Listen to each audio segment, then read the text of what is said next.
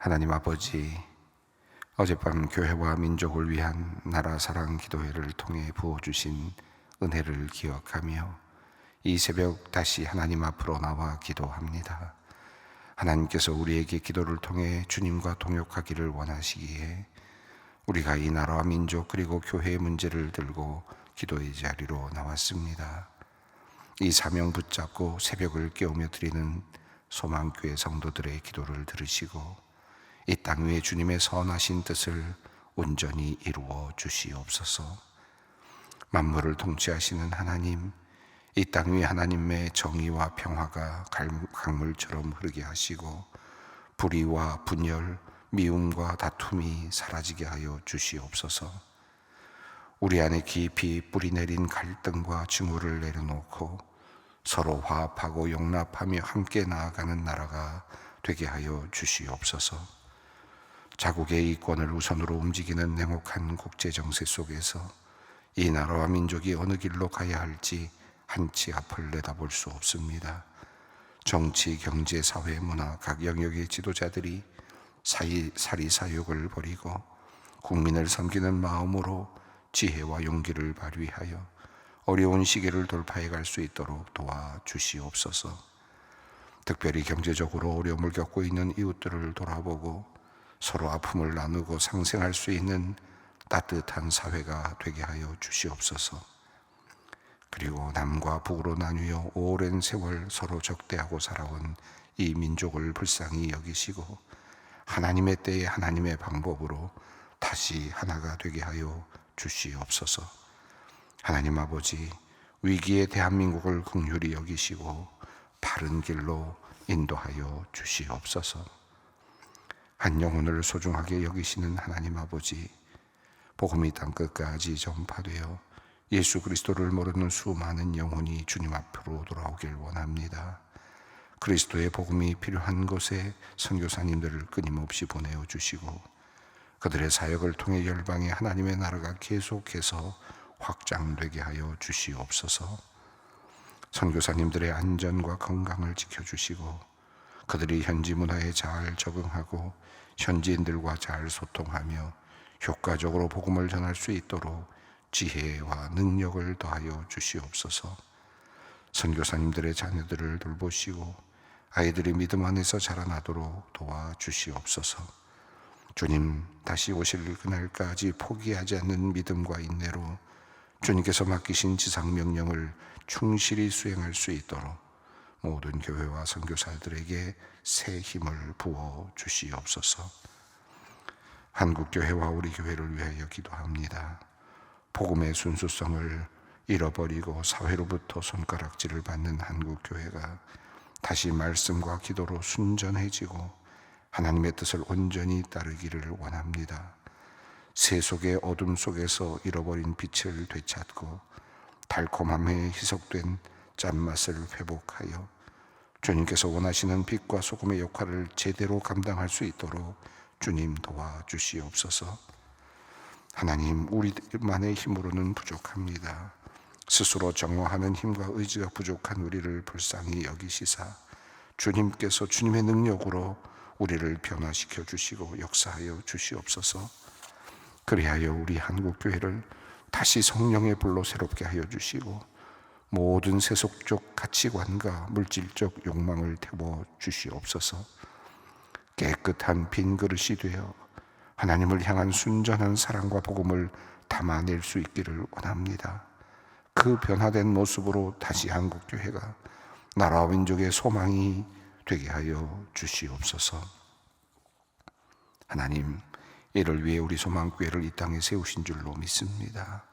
우리 소망교회가 하나님께서 주신 시대적 사명을 항상 기억하고 하나님 나라를 세우는 데 최선을 다하게 하여 주시옵소서. 주일마다 예배에서 살아계신 하나님을 만나고 설교를 통하여 하늘의 뜻을 발견하고 뜨거운 기도 가운데 성령님의 역사를 경험하도록 인도하여 주시옵소서. 소망교회 안에서 지치고 힘든 영혼들이 위로를 얻고 믿지 않는 이들이 생명을 얻도록 주님 또한 역사하여 주시옵소서. 우리 소망교회가 감당하고 있는 모든 일들이 하나님 나라를 확장하는 데 귀한 도구들이 되게 하시고 섬기는 모든 이들이 늘 성령께서 주시는 기쁨을 누리며 봉사하게 하여 주시옵소서. 하나님, 희망을 잃은 이 시대의 청년들을 위해 기도합니다. 이들이 이 세상의 허황된 가치관에 흔들리지 않고 하나님의 말씀 안에서 바른 정체성을 확립하며 날마다 꿈과 비전을 품고 달려나가기를 원합니다. 우리 청년들이 하나님을 만나 변화되고 믿음의 공동체 안에서 함께 성장하며 그리스도의 제자로 신실하게 살아가게 하여 주시옵소서. 결혼, 취업, 경제적, 관계적 문제로 힘들어하는 청년들을 위로해 주시고 그들의 앞길을 열어 주시옵소서. 그들이 느끼는 상대적 박탈감과 좌절감을 믿음으로 이겨내게 하시고 하나님께서 주신 재능과 잠재력을 최대한 발휘하게 하셔서 이들이 세상에서 주님의 귀한 자녀로 선한 영향력을 끼치며 살도록 이끌어 주시옵소서. 하나님, 교회를 사랑하고 교회를 열심히 섬기셨던 집사님을 위해 기도합니다. 은퇴 후 건강하게 지내다 갑자기 허혈성 대장염에 걸리고 그리고 그것이 폐혈증으로까지 진행이 되었습니다. 이제는 모든 기능이 저하되어 심히 어려운 가운데 있는 집사님을 주님께서 긍휼히 여겨 주시옵소서. 약해진 몸이 힘을 얻게 하시고 생명의 기운이 다시 살아나게 하시옵소서. 깨끗한 피가 흐르게 하시고 모든 기관이 다시 제 기능을 찾게 하여 주시옵소서. 기적을 베풀어 주셔서 새로운 기회와 시간을 허락하여 주시옵소서. 함께 기도하는 가족들이 주님의 도우심을 경험하며 그 믿음이 더욱 강해지게 하여 주시옵소서. 오늘 하나님의 말씀 앞으로 나갑니다. 우리의 눈을 열어 말씀의 귀한 것을 보게 하여 주시옵소서. 듣고 깨달은 바를 오늘 하루 실천하며 살아갈 수 있도록 우리와 동행하여 주시옵소서. 우리 주 예수 그리스도의 이름으로 기도 올리옵나이다. 아멘. 오늘 우리에게 주시는 말씀은 누가복음 12장 41절로 48절 말씀입니다. 누가복음 12장 41절로 48절 말씀 함께 봉독하겠습니다. 베드로가 여짜오되 주께서 이 비유를 우리에게 하심이니까 모든 사람에게 하심이니까 주께서 이르시되 지혜 있고 진실한 청지기가 되어 주인에게 그 집 종들을 맡아 때를 따라 양식을 나누어 줄 자가 누구냐? 주인이 이럴 때에 그 종이 그렇게 하는 것을 보면 그 종은 복이 있으리로다. 내가 참으로 너희에게 이르노니 주인이 그 모든 소유를 그에게 맡기리라.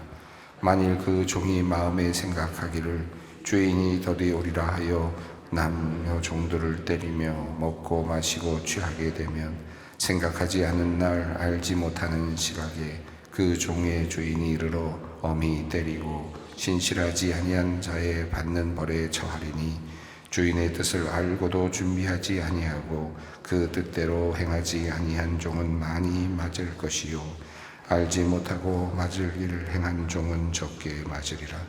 물은 많이 받은 자에게는 많이 요구할 것이요 많이 맡은 자에게는 많이 달라 할 것이니라. 아멘. 예수님께서 계속해서 몇 가지 비유를 말씀을 하셨습니다. 첫 번째로는 바리새인들을 만나신 후에 식사를 하신 후에 정결과 관련된 이야기를 시작하신 후에 그리고 나서 바리새인들과 율법학자들을 책망하신 후에 이제는 예수님께서 제자들을 향하여 비유의 말씀을 하셨습니다. 제자들을 보시면서 말씀하셨던 여러 비유들이 있었는데요. 특별히 까마귀에 관련된 비유도 있었고 또 들풀 백합화와 관련된 비유도 있었고 또 혼인집에서 돌아오는 주인을 기다리는 종들에 대한 비유도 있었고 또 도둑을 막기 위해서 또 열심히 또 준비하고 막고 기다리는 그런 또 주인에 대한 비유도 짧지만 하나씩 이렇게 전개가 되었습니다. 자, 이런 쭉 말씀을 하신 다음에 갑자기 베드로가 이렇게 질문을 던졌습니다. 41절 말씀입니다. 베드로가 여짜오되 주께서 이 비유를 우리에게 하심이니까 모든 사람에게 하심이니까. 베드로가 갑자기 이 모든 비유가 이 제자들에게 주신 비유인지, 또 수만 명이 모여 있었다고 했으니까 수많은 사람들을 향한 일반적인 말씀입니까? 이 두 가지를 놓고 베드로에게 주신 말씀인지 또 누구에게 주신 말씀인지를 좀 알고자 했습니다. 글쎄요, 베드로가 이 모든 비유의 말씀을 들으면서 이것은 지금 우리 제자들에게 주시는 말씀 같다라고 하는 그런 의미로 받으면서 아마 이런 질문을 던졌을 거라고 생각합니다. 자, 그런데 예수님께서는 이 질문에 대하여 직접적인 답을 하지는 않으시고, 그러나 한 가지 비유의 말씀을 하시면서 그 대답을 대신 하십니다. 자, 베드로가 여짜오되 주께서 이 비유를 우리에게 하심이, 말씀하심입니까? 이미 우리에게 하신 겁니까? 모든 사람에게 하신 겁니까? 라고 하는 이 말씀은, 말할 때 이 비유는 앞서 있는 모든 비유를 전체적으로 받는 것이라고 볼 수 있겠습니다. 그러니까 우선 예수님께서는 까마귀에 대해서, 까마귀를 먹이시는 하나님, 그리고 들의 백합화를 보라, 또 그 들풀들도 하나님께서 모든 것을 아름답게 입히신다고 하는 그런 내용들, 그 까마귀의 비유와 그리고 이 들풀들의 비유를 통해서 예수님께서는 염려하지 말라라는 말씀을 하셨죠. 염려하지 말라, 무엇을 먹을까 무엇을 입을까 염려하지 말라라고 하는 말씀을 두 가지 비유를 통해서 예수님께서는 말씀하셨습니다. 또 혼인집에서 돌아오고 있는 그 주인의 이야기, 또 도둑을 또 방비하는 주인의 이야기, 또 이 이야기들은 한마디로 깨어 있으라, 언제 오실지 모르는 그 예수 하나님의 오심, 주인의 오심을 깨어 있어야 된다라고 하는 메시지를 전하고 있습니다. 그러니까 이 메시지의 비유의 전체적인 우리가 주제를 본다면, 하나는 염려하지 말라라고 하는 큰 주제가 있었고, 또 하나는 깨어 있어야 된다라고 하는, 때와 시간을 알 수 없다라고 하는 것과 깨어 있어야 한다라고 하는 이 말씀을 예수님께서 하셨습니다. 자, 이 모든 비유의 말씀을 듣고 베드로는 묻습니다. 이 모든 것이 우리에게 해당되는 겁니까? 아니면 다른 모든 사람들에게 해당되는 겁니까? 어찌 보면 우문일 수도 있겠습니다. 나의 말씀으로 받아야 될 텐데 나의 말씀으로 받지 않고, 베드로는 지금 이게 내가 받아야 될 말씀이냐 아니면 다른 사람이 받아야 될 말씀이냐라고 그것을 구분하고 있습니다. 지금 발신하고 있는, 발신자라고 할 수도 있겠죠. 말씀하고 있는 예수님의 의도를 지금 묻고 있는 것이지만, 그러나 실제로 생각해 보면 우리가 말씀을 받을 때 이게 누구를 향한 말씀인가, 나를 향한 말씀인가, 저 사람을 향한 말씀인가, 이렇게 생각을 하게 되면 실제로는 하나님의 말씀을 나의 말씀으로 받을 수가 없을 겁니다. 종종 우리가 말씀을 들을 때 또는 성경을 읽을 때마다 생각이 날 때가 있는데, 이건 나를 위한 말씀이라고 생각하지 않고, 이거 저 사람이 봐야 되는데, 저 사람이 들어야 되는데, 저 사람이 깨달아야 되는데, 이런 생각을 하면서 말씀을 읽거나 들을 때가 있는데, 하나님의 말씀을 그렇게 들어서는 실제로 이것이 정말 나에게 영향을 미치는 말씀이 되지 못하겠죠. 지금 예수님께서 베드로 앞에서 분명히 말씀을 하고 계시는데, 베드로는 이게 내 말씀인지 다른 사람을 향한 말씀인지를 구별하고 싶어하는 지금 그런 모습을 보여주고 있습니다. 자, 여기에 대해서 예수님께서는 이제 한 가지 비유를 더 말씀하시는데요, 청지기에 대한 비유입니다. 자, 이 42절을 읽겠습니다. 주께서 이르시되 지혜 있고 진실한 청지기가 되어 주인에게 그 집 종들을 맡아 때를 따라 양식을 나누어 줄 자가 누구냐. 자, 예수님께서는 청지기에 대한 이야기를 하고 있습니다. 여기 보면 청지기라는 단어가 나오고 바로 이어서 종들이라는 단어가 나옵니다. 자, 그러니까 여기서 청지기는 종이라고 보기보다는 종보다 조금 더 위에 놓여 있는 지도자급 어떤 한 사람이라고 볼 수 있겠죠. 자, 그러니까 청지기는 지금 주인을 대리해서 주인이 해야 될 일들을 맡아서, 일부를, 모두는 아니겠지만 적어도 주인의 재산을 맡아서, 혹은 재산의 모든 또 사업을 맡아서 여러 가지 관리를 해주는, 또 주인의 밑에 있는 종들을 또 관리해주고, 또 때를 따라서 먹을 것도 나눠주고 일도 적절하게 시키고 하는 모든 일들을 관장하는 그런 사람이라고 할 수 있겠습니다. 그러니까 지금 청지기가 있고, 물론 그 위에는 주인이 있겠죠. 그리고 그 밑에 지금 작은 종들이 지금 있는 그런 모습입니다. 자, 여기서 지금 일단 우선은 주인은 청지기에게 무엇인가를 다 맡기고 떠나는 그런 모습이죠. 자, 그래서 주인은 지금 무슨 일을 하려고 갔는지 모르지만 어디론가 떠났습니다. 그리고 모든 집안의 일들을, 사물을 청지기에게 맡겼습니다. 그리고 그 맡긴 일 중에는 물론 사업을 잘 하라는 것도 있었지만, 밑에 있는 자신의 종들, 식솔들이라고도 할 수 있겠는데, 밑에 있는 모든 종들을 잘 다스려 달라. 여기서는 일도 잘 시키고, 그리고 또 때를 따라 먹을 것도 나눠주고 급여도 주고 하는 모든 일들을 잘 관리해 달라라는 그런 의미로 모든 것을 맡기고 떠났다는 것입니다. 자, 그래서 그가 맡았던 일은 어떤 것이냐? 42절 뒷부분을 보면 때를 따라 양식을 나누어 줄 자가 누구냐? 자, 이 말씀을 통해서 이 주인이 지금 가지고 있었던 기본적인 관심거리는 종들이 배가 고프지 않는 것이었다는 것을 알 수 있습니다. 그러니까 주인은 참 너그러운 종이다라는 것을 알 수 있죠. 주인이 그냥 놔두면 종들이 혼란스러울 것 같으니까 청지기에게 부탁을 해서 청지기를 선택하고 그에게 모든 것을 맡기면서 그에게 준 일은 더 큰 사업을 벌리라고 하는 것보다는, 그래서 사업을 2배로 3배로 크게 만들어 달라라고 하는 그런 내용을 부탁한 것이 아니라, 이 청지기에게 주인은 지금 내 종들을 좀 잘 관리해 달라라고 하는 부탁을 했다는 겁니다. 내 종들을 배고프지 않게 해달라라고 하는 부탁을 했다는 거죠. 그러니까 이 주인은 지금 우리가 이 문맥에서 보면 매우 굉장히 너그러운 주인이라고 할 수 있겠습니다. 자기 사업이나 어떤 재산을 더 늘리는 데 관심이 있는 것이 아니라 지금 나의 식구들 생명들을 살리고 생명들을 잘 유지하게 하도록 하는데 관심을 쓰고 있는 주인의 모습을 볼 수 있습니다. 자, 이 청지기에게 필요한 것이 무엇일까? 지금 이 42절 앞부분에 이미 2가지 매우 중요한 그 성품, 하나의 자격 요건이 나오는데요. 하나는 지혜 있고 라고 되어 있고, 하나는 진실한이라는 그런 내용이 있습니다. 지금 예수님께서 이미 이 안에 청지기에게 요구하는 2가지, 하나의 성품, 하나의 그것을 우리에게 알려주고 있습니다. 첫 번째, 지혜로워야 한다. 청지기는 지혜로워야 한다 라고 하는 것입니다. 자, 지혜롭다 하는 말은 주인의 뜻을 헤아릴 수 있어야 한다는 뜻이겠습니다. 지혜롭다.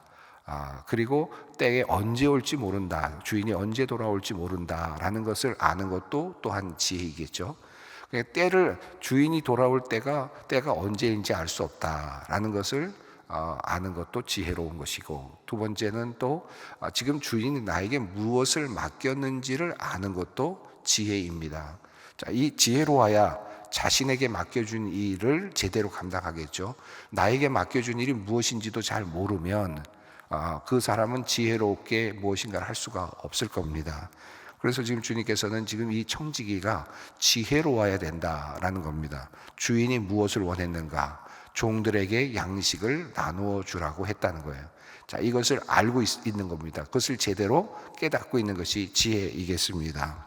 2번째로 또다시 또 하나 필요한 것은 진실해야 한다. 자, 종들을 먹이라고 했는데 그 종들을 먹이라고 하는 것은 알았습니다. 지혜입니다. 그것까지는 좋은데 그 다음에 행하는 문제는 진실함이 있어야죠. 그 일을 제대로 감당을 해야 됩니다. 시간을 놓치면 종들이 아마 제대로 나눠주지 않으면, 식량을 나눠주지 않으면 배고플 것이고, 또 식솔들이 배가 고프게 될 것이고 원망이 생기겠죠. 그러니까 이게 지혜로워야 되면서 동시에 그것은 신실하게 그것을 감당해야 됩니다. 양식을 나눠줄 수 있지만 주인은 지금 때를 따라 종들에게 양식을 나누어 줄 자가 누구냐라고 말했는데, 종들에게 양식을 나누어 줄 수는 있는데 조금씩 나눠줄 수도 있잖아요. 주인은 이만큼 생각하고 나눠주라고 했는데 자기 것으로 빼돌리고 일부만 줄 수도 있잖아요. 그러면 그것은 진실하지 않은 것 아니겠습니까? 자, 그러니까 여기서 지금 말하고 있는 것은 주인의 의도가 뭘까? 그 의도는 그 밑에 있는 모든 식솔들이 배가 고프지 않고 행복하고 즐겁게 살아가는 것이다. 주인이 돌아올 때까지 그렇게 행복하게 사는 것이다 라는 것이고, 그것을 알고 있는 지금 진실한 종, 지혜 있는 종은 진실한 태도로 그 일을 감당해야 된다. 속이거나 또는 욕심을 부리거나 자기의 이득으로 그것을 챙기거나 하지 말고 그것을 신실하게, 솔직하고 담백하게, 그리고 또 신실하게 해야 된다라고 하는 것입니다. 자, 예수님께서 이미 지금 42절에서 모든 것들을 다, 지금 필요한 모든 것들, 예수님께서 원하시는 말을 이미 여기다 다 집어 놓았습니다. 자, 그래서 43절은 그냥 그렇게 하는 것을 보면 이렇게 쉽게 얘기를 하죠. 43절 읽어봅니다. 주인이 이를 때에 그 종이 그렇게 하는 것을 보면 그 종은 복이 있으리로다. 자, 주인이 왔을 때, 돌아왔을 때, 이 청지기가 그렇게 하고 있는 것, 지혜롭게 주인의 뜻을 잘 반영해서 또 그것도 진실되게 그 일을 하고 있는 것을 보면 그 종은 복이 있으리라 라고 이렇게 표현했습니다. 여기서 복이 있다, 앞서서도 그랬습니다만은 복이 있다, 복이 있으리라 라고 하는 이 말은 우리가 그냥 좀 추상적이긴 합니다. 이 말이 얼마나 큰 의미인지 예수님은 아실 것 같고 하나님께서는 아실 텐데, 우리는 그냥 단순하게 복이 있으리라 라고 하는 것이 어떤 복일까를 우리는 전혀 가늠할 수 없습니다. 이건 하나님의 주권적인 역사일 텐데, 자, 이렇게 지혜롭게 그리고 또 충성되게 일하는 사람에게 하나님께서 무언가 큰 복을 내려주신다. 이 복이 뭘지는 우리가 잘 모르겠습니다. 그러나 밑에 나오는 것을 보면 뭐 그 소유를 더 큰 걸 맡겨준다, 그것이 복이다, 이렇게 아주 단순하게 얘기할 수도 있겠지만, 저는 그냥 복이 있으리라, 이 말은 그 주인의 마음을 통해서, 주인을 통해서 큰 어떤 은혜를 입게 될 것이다 라고 하는 것입니다. 자, 44절입니다. 함께 읽습니다. 내가 참으로 너희에게 이르노니 주인이 그 모든 소유를 그에게 맡기리라.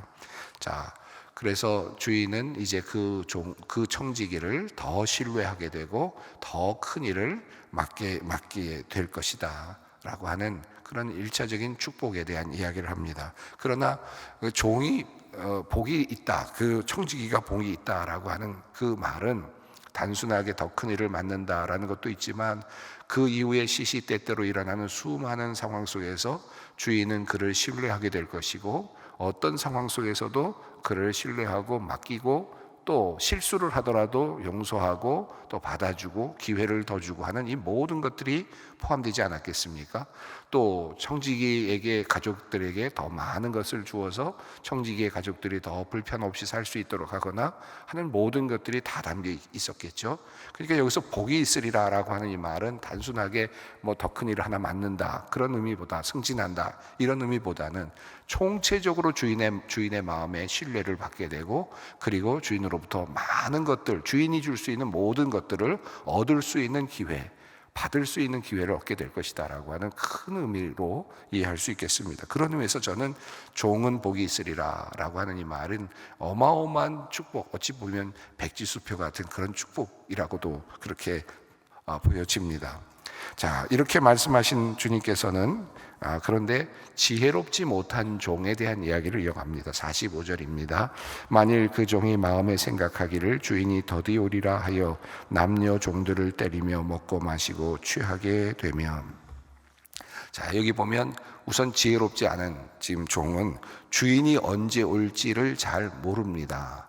그리고 또 한참 후에나 올 것이다 라고 미리 예단을 했습니다. 자, 그래서 더디오리라고 확신을 했고요, 주인의 마음을 그다지 헤아리지 않은 것 같습니다. 자, 앞서서 있었던 그 돌아오는 주인이 밤늦게 왔을 때 기다리고 깨어있는 사람은 복이 있다, 종들은 복이 있다라고 말했는데, 한편 생각해 보면 2시나 3시, 밤에 2시나 3시, 2경이나 3경이니까 밤 10시든 1시든 2시든 이렇게 돌아오는 주인이 그렇게 쉽겠습니까? 보통 주인이라면 낮에 돌아오겠죠. 근데 밤에 돌아오는 주인의 마음은 어떤 마음일까요? 어떻게든지 그 집에 돌아와서 지금 식솔들을 돌아보고 싶고 사랑하는 마음으로 급하게 돌아와서 그들을 보고 싶거나 해야 될 일들이 있거나, 그래서 지금 어떤 위험성도 마다하고 그리고 어떤 여러 가지 불편함도 마다하고 밤늦게 새벽에 돌아오는 주인의 모습이라고 할 수 있죠. 그러니까 주인이 그렇게 지금 그 집을 그렇게 사랑하고 빨리 보고 싶고 해서 급하게 들어올 수도 있겠죠. 그런데 이 종은 지금 지혜롭지 않습니다. 밤에는 오지 않는다.